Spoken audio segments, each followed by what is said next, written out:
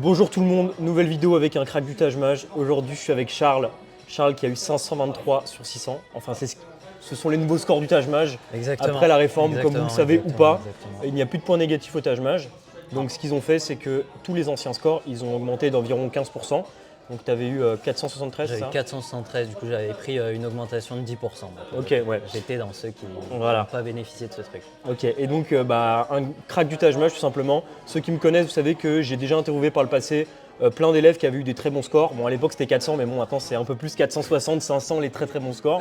Et donc tout simplement, on va voir avec Charles comment il a fait pour avoir un excellent score au Taj Mahal, comment il a fait pour performer autant. Voilà, prépare. Et voilà. Et voilà. Et donc je vais commencer tout simplement par te demander quel est ton parcours. Et alors mon parcours, moi je sors d'un bac scientifique dans un lycée dans le sud-ouest à Pau. J'avais fait maths et physique-chimie. Après ça, je suis allé en BUT à Tarbes.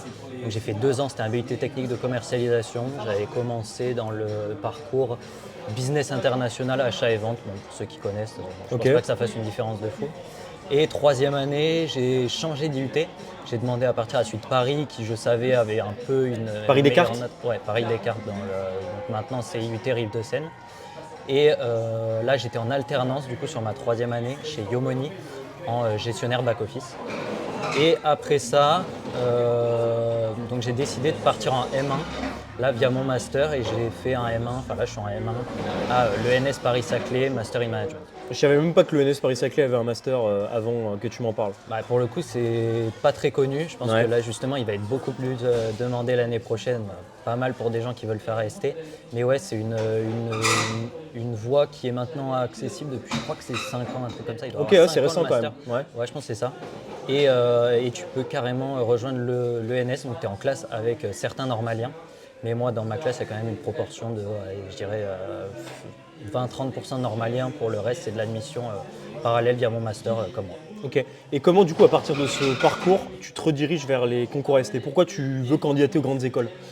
Moi, déjà, à la base, c'était ce que je voulais faire en sortant du lycée. Je voulais déjà aller moi, je voulais me spécialiser en finance de marché. Bon, tu vas me dire, c'est pas l'idéal, c'est l'école d'ingé maintenant. Et si je l'avais su là-bas, j'aurais fait différemment. Mais j'avais déjà l'objectif d'aller en école de commerce. On m'avait dit BUT, tu as les AST après, tu peux le faire. Du coup, dès le BUT, tu savais que tu allais faire les concours AST? Ouais, exactement. Dès le BUT, moi, je savais que j'allais faire les AST parce que je voulais me spécialiser en finance de marché en école de commerce. Parce que j'étais pas parti sur la voie ingénieur après le lycée, malheureusement. Et je voulais pas aller en prépa. Du coup, on m'avait dit, le BUT, tu pourras faire les AST.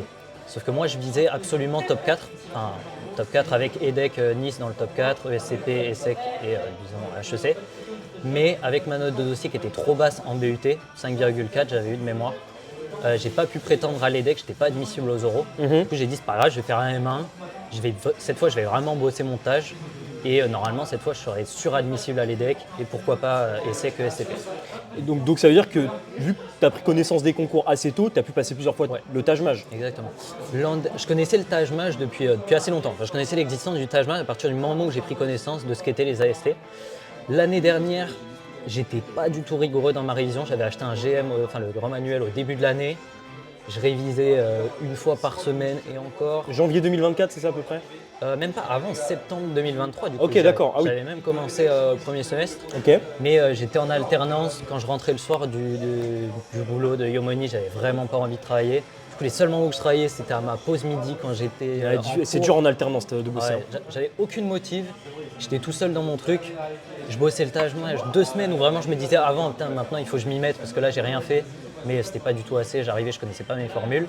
J'avais eu 360, 373 l'an dernier. Aucune augmentation parce que j'ai pas bossé entre les deux. Et ma note de dossier, comme je l'ai dit, de 5,4, je pouvais pas prétendre à l'EDEC. Ouais. Du coup, j'ai Trop dit, short. je suis quand même allé à l'EM Lyon pour me dire, vas-y, je vais m'entraîner aux oraux. Ça me fera une première expérience. T'as bien fait, être bénéf. Pour le coup, je pense que ça le sera. Enfin, je me le souhaite. Et je retente l'année prochaine les AST. Cette fois, je m'y mets dès septembre, Taj Mahal à fond. Et du coup, on l'a vu, ça s'est beaucoup mieux passé cette année et je pense que ma note de dossier va largement être augmentée avec le M1 à l'ENS. Et du coup, au niveau des notes au Taj Mahal, ça a donné quoi? Tu l'as passé combien de fois et tu as eu quelle note sur toutes tes sessions? Ok, alors les premières fois que je l'ai passé, j'ai eu 360. Ok, déjà un très très bon score.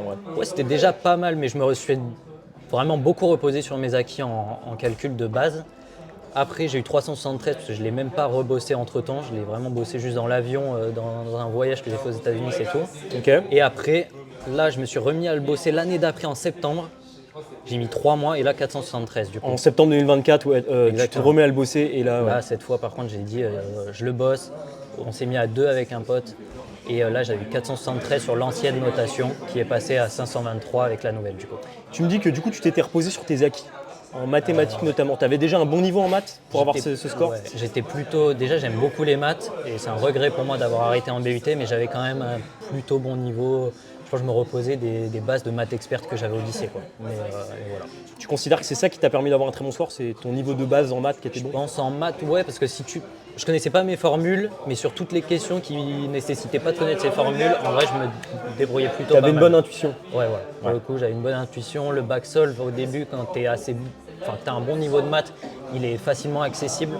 Du coup, je pense que j'ai sécurisé genre déjà du 40, 42 en maths à l'époque. Ok, donc tu es déjà bon en maths. Et alors, comment est-ce que tu t'y es pris pour bosser le TAJ? Quel support? Comment Ouais. tu t'es organisé? Tu veux Plutôt dire, sur les récents, parce que tu m'as dit que tu n'étais pas trop assidu. Et là, quand tu as voulu passer la zone, comment tu as fait? Tout ce que j'ai fait cette année, c'est que j'ai commencé dès septembre. J'ai trouvé un pote dans ma classe qui lui aussi voulait faire les concours ST. Du coup, on a dit, vas-y, on n'a pas cours l'après-midi. On va bosser à la BU tous les après-midi sur le TAJ et c'est nickel. On va se booster à 2. Vraiment, de le faire à 2, ça te rajoute une vraie motivation. réel, c'est réel. C'est vraiment réel pour le coup. Tu es juste obligé de bosser. Tu es à 2, tu n'es pas chez toi, tu sors ton téléphone, tu procrastines, non. Là, à 2, on s'y est mis comme des fous. Et donc, on a réalisé sur le GM au début avec TAJ Elite. Et donc, ça, je dirais que ça a duré un mois. GM, du coup, grand manuel. Ouais, grand manuel, pardon, excuse-moi. Mais grand manuel et TAJ Elite pendant un mois et demi. Et là, on faisait que du calcul, du CM, de la logique. Ouais. Que ça pendant un mois et demi. Pourquoi? En fait, c'est les sous-tests les plus. Tu travailles, tu auras un bon score. Français, tu peux pas vraiment le bosser. Je veux dire, expression, tu peux y passer le temps que tu veux, tu vas quasiment pas augmenter. Alors que maths, tu peux maximiser le 60. CM, tu peux maximiser le 60. Logique, tu peux. Et après, je dirais, donc sur cette période d'un mois et demi, les 2 dernières semaines, je dirais qu'on a ajouté raisonnement, argumentation. Parce que la partie raisonnement, elle est vraiment à ne pas sous-estimer. Tu peux avoir beaucoup de points sur cette partie. Donc nous, ce qu'on a fait, c'est vraiment un mois et demi de GM plus TAJ Elite où on faisait que des sous-tests de maths, logique, CM jusqu'à avoir 60 quasiment à tous les cours. Après, on a ajouté raisonnement, argumentation. Et après, moi, je suis passé. Donc là, on bossait un peu moins ensemble. J'ai pris AST Prep et j'ai fait donc tous les tâches blancs que j'avais sur TAJ Elite, sur le GM et sur AST Prep avant mon premier passage. Et à côté, je continuais quand même à bosser sur du calcul, sur du CM, sur de la logique pour pas perdre le niveau et tout simplement parce que je trouvais des nouvelles questions avec AST Prep. Donc forcément, j'ai refait tous leurs sous-tests à eux aussi, enfin vous aussi. Mais moi, la clé, c'était vraiment un mois que des tâches blancs quasi tous les jours. Ouais. Et après, je suis arrivé à mon premier passage le 12 décembre à Noisy-le-Grand l'après-midi et du coup, j'ai eu 473. Et au niveau de la ressemblance des questions, toi qui peux comparer? Là, pour le coup, moi, je peux comparer parce que j'ai vraiment fait pas mal de sous-tests et je le dis très honnêtement, sans vendre le produit ou quoi. C'est vraiment AST Prep qui a de très loin les produits les questions les plus ressemblantes du sous-test. Mais après, c'est logique quand tu vois que vous envoyez. Ouais, tu me parlais souvent de la logique qui t'avait aidé. Pour le coup, Emery qui se reconnaîtra, qui fait les logiques.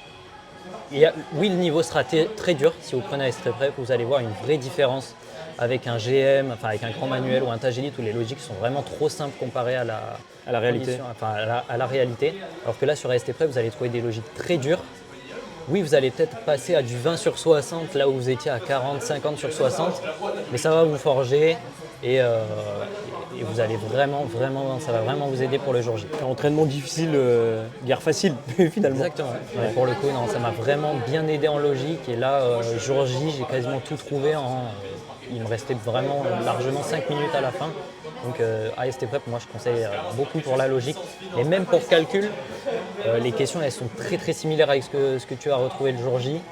Donc pour moi c'est un plus. Même raisonnement, argumentation c'est pareil. Les questions qui ont été faites et qui seront faites, elles sont vachement ressemblantes de ce que tu peux retrouver le jour J. Donc pour moi c'est vraiment de très loin le support qui a les meilleurs types de questions. Ouais. Ok, super. Et on va dire sur les 2 derniers mois de révision, parce que je sais qu'il y en a qui vont regarder, qui vont le passer en février, mars, peut-être avril.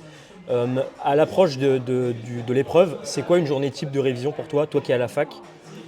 Combien d'heures et qu'est-ce que tu fais sur une journée type? Ouais, bah moi, pour le coup, j'avais l'avantage d'avoir cours la moitié de la semaine. Enfin, j'avais pas cours l'après-midi, jeudi, vendredi Ouais. et lundi aussi, j'avais Ouais. pas cours. Du coup, bah, moi, c'était vraiment, je faisais mes cours le matin. L'après-midi, on allait à la BU et je m'envoyais, ça pouvait être 5 heures de tâche. Et le week-end, on se rejoignait à la BU. Au premier semestre, je bossais quasiment que le tâche et les cours, je le faisais, mais un peu moins, j'y prêtais beaucoup moins de temps. Et j'étais entre 3 et 5 heures les jours de semaine. Et le week-end, ça pouvait aller sur du 8 heures, quoi, parce que je m'envoyais un tâche le matin, un tâche l'après-midi. Et tu fais 2 heures correction, 2 heures correction. Tu arrives sur du 8 heures facilement. Ok. Donc pour moi, il faut vraiment y aller. Moi, je conseille de faire un semestre où vraiment tu le bosses à fond sur ton premier semestre pour arriver avec un premier passage qui n'est pas juste un passage d'observation, mais qui est vraiment un passage. Ouais, c'est important ce que vas tu dis. tenter. Ouais. Ah non, le premier passage, il ne faut pas le voir juste comme je vois ce que c'est l'épreuve, je tente, avec un peu de chance, j'aurai un très bon score. Non, tu dois faire une prépa qui, dès le début, te dit à mon premier passage, je serai prêt. Tu dois faire une prépa où tu te dis que j'aurai un score max à mon premier passage. Si ce n'est pas le cas, c'est pas grave, tu as encore 2 semaines, 1 mois, 2 mois, comme tu veux, suivant à quel point tu as réussi, pour passer ton deuxième passage. Mais pour moi, il faut vraiment arriver prêt à ton premier passage. Et après, entre ton premier passage et ton deuxième passage, déjà tu te laisses une semaine, tu fais autre chose, il faut lâcher un peu le truc. Ouais. Déjà, tu attends tes résultats, au pire, tu peux attendre jusqu'à attendre tes résultats. Et après, vraiment, tu te rebosses sur là où tu as senti que le jour J, ça a pêché. Bon, tu continues à travailler sur calcul, CM, logique. La base, ouais. Tu es obligé d'arriver à maximiser ces 3 sous-tests et à rien oublier. Mais après, tu peux te permettre d'ajouter de l'expression. Tu fais du projet Voltaire sur le dernier mois pour arriver sharp en orthographe. Pareil, tu peux t'envoyer beaucoup de raisonnement, argumentation, parce qu'il y a des points à aller chercher là-dessus, même si argumentation, pour moi, c'est le pire sous-test. Devant expression, argumentation est le sous-test le plus dur. Ouais, la partie du sous-test. Ouais. La partie argumentation, c'est le sous-test le plus dur du Taj Mahal pour moi. Ouais. Enfin, le plus aléatoire. Ouais. C'est limite, ça sert à Ouais, je suis rien assez de d'accord. vraiment le bosser. Et voilà quoi. Mais pour moi, tu bosses sur tes lacunes. Mais le point le plus important, c'est que tu arrives prêt dès ton premier passage. Et toi qui étais chaud en maths, en calcul, tu as pu gratter beaucoup de points, je pense, le jour J. Tu as vu 56? J'avais eu 56, dont une étourderie. Ouais, c'est énorme. Ouais. Qu'est-ce que tu conseillerais à quelqu'un qui veut se remettre à niveau en maths et qui veut taper un 50 sur 60 en partie calculatoire, donc calcul, condition minimale? Moi, tu commences. Déjà, il y a une semaine où tu testes le Taj Mahal, tu testes les sous-tests, tu découvres ce que c'est. Sans lire forcément les leçons, juste tu découvres l'épreuve, tu vois le type de questions sur lesquelles tu peux tomber. Comme ça, quand tu vas apprendre, tu vas savoir pourquoi tu l'apprends. Après, tu passes 2 semaines, tu apprends toute la leçon. Tu dois connaître toutes tes formules de maths, tu dois connaître toutes les notions à apprendre. Tu apprends ta leçon. Sur AST-Prep, c'est super bien fait. Tu as la leçon avec des exercices dans la leçon et de connaissance, je sais que les gens sous-estiment cette partie-là et ne font pas les exercices qui sont dédiés à justement des notions. Ouais, tu as des exercices de cours sur AST-Prep, genre arrangement et combinaison, ou alors vitesse, distance, temps, tu as un sous-test plein avec eux. Et ça, les gens l'oublient trop. Ils lisent la leçon et vont direct sur les sous-tests exercices où là, c'est Ouais, mais que même, des questions mélangées. même quand ils révisent de manière générale, ils manière font trop. générale, les gens font trop ça, alors que là, il faut faire des exercices sur chaque notion pour voir à quel point vous la maîtrisez. Si c'est une notion sur laquelle il va falloir passer beaucoup plus de temps, s'il y a beaucoup de subtilité sur cette notion, vous n'arrivez juste pas à vous représenter ce que c'est. Mais c'est comme ça, il y a une semaine je découvre, 2 semaines j'apprends toutes les notions, j'apprends toutes mes formules, je dois savoir absolument tout type de questions qui va tomber. Et après, vous pouvez vous lancer, disons 1 mois, où là vous faites que des sous-tests comme de calcul, de CM. Et vous essayez de maximiser pour avoir du 50, du 60, du 55, bon, ça dépend. Ok, ça roule. Et tu parlais de tes taches blancs, tu dis que c'est important. Et juste pour situer les gens, toi qui as eu, du coup, tu as eu 473 le jour J, tu avais quoi comme score moyen au Taj Mahal si tu as fait une moyenne, je sais pas, sur tous les supports avec qui tu as révisé? J'ai fait une moyenne sur. Du coup, moi, avant de passer mon premier Taj, j'avais fait 25 taches blancs. Ouais. Donc sur le dernier mois. Putain, t'as envoyé, ok. Que ça. J'envoyais que ça quasiment tous les jours, donc limite 2 le week-end. Et j'avais une moyenne de entre 430 et 440 de mémoire. Et sur mes 10 derniers que j'ai fait sur AST Prep, les 10 d'AST Prep qui sont carrés, vraiment représentatifs, mais elle était gardée pour la fin, j'avais une moyenne, je pense, pareil de 4. Enfin, j'en ai eu aucun en dessous de 400 et 440, 450, je crois. Si là, tu devais recommencer le Taj-Maj à zéro, genre tu connais pas l'épreuve, tu viens de découvrir les concours AST, là, admettons, on est en janvier et tu le passes en mars, comment est-ce que tu t'y prendrais? Ok. Pour moi, idéal 3 mois de révision. Vous y prenez 3 mois avant votre premier passage. Comme je l'ai dit tout à l'heure, c'est c'est une semaine où vous découvrez le test. Ouais. Comme je l'ai dit tout à l'heure, vraiment une semaine découverte. Ensuite, je vous le dis d'expérience, vous ne parlez plus pendant la période qui suit d'expression, de compréhension de texte, raisonnement argu, même au début. Vous laissez ça de côté. Vous ne prenez plus que calcul, condition minimale, logique. Pendant 2 semaines, à la même exemple que j'ai dit pour calcul, vous apprenez toute la leçon, toutes les formules, toutes les notions, vous faites des fiches, j'en sais rien, comme vous voulez, mais vous devez connaître toute la leçon, toutes les formules.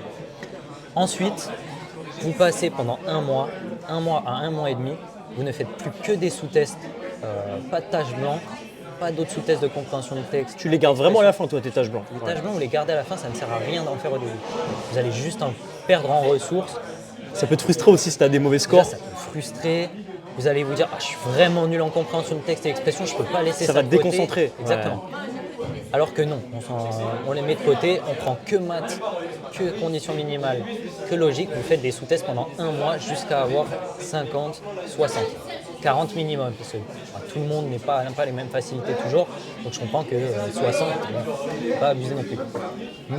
Et la technique en calcul que je donne aux gens, c'est dès que vous avez une question sur laquelle vous avez eu un peu de mal, ou alors vous avez eu faux, vous prenez en screenshot ou alors vous la recopiez et vous avez un PDF, vous avez toutes les questions où vous avez eu du mal en calcul, même en CM, voire même en logique si vous voulez, et vous le refaites toutes les semaines. C'est un vrai tous les dimanches matin, chaque week-end, vous prenez une demi-journée, vous refaites toutes les questions où vous avez galéré.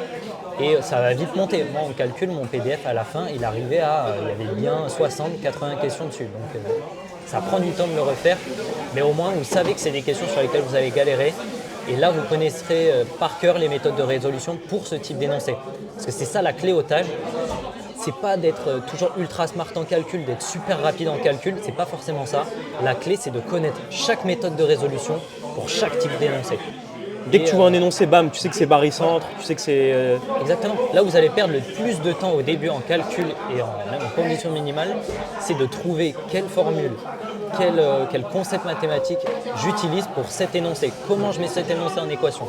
C'est ça la clé et c'est ça l'aspect sur lequel vous devez gagner le plus de temps. Et en notant les questions, en les refaisant, vous allez enregistrer juste le process pour chaque énoncé et vous allez aller beaucoup plus vite dans cette résolution. Ouais, donc si je résume, en fait, si tu veux avoir un très gros score au Taj-Maj, tu bousilles les maths. Alors, tu extermines les maths. Exactement, parce que c'est les sous-tests où tu vas avoir le plus de bénéfices à y consacrer du temps et augmenter ton score, 100%.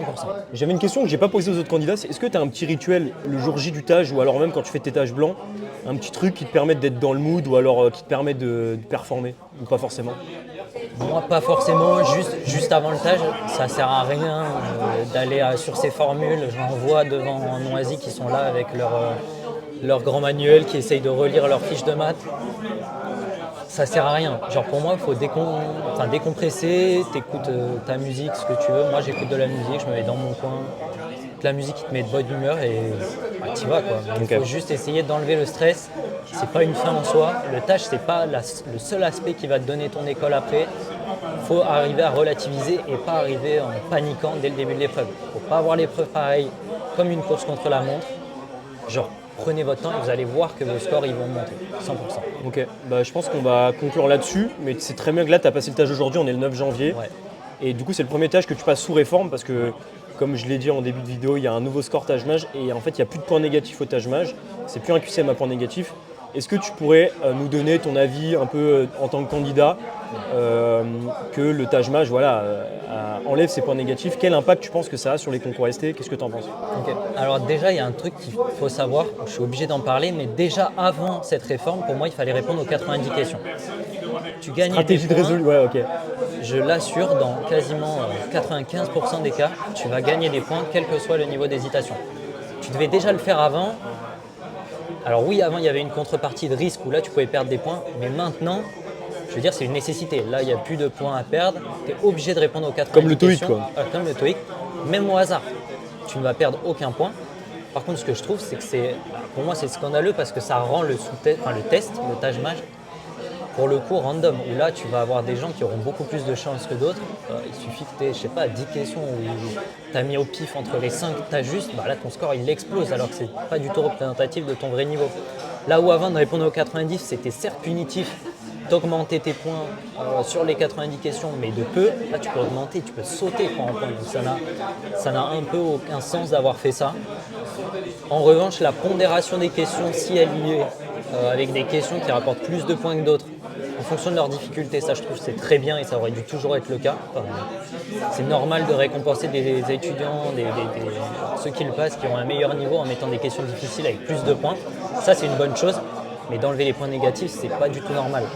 Tout comme ce qui n'est pas normal, c'est d'avoir augmenté de 15% tous les anciens scores qui étaient passés sur la réforme, parce que c'est complètement faux de dire que tu gagnes 15% de points en enlevant les points négatifs.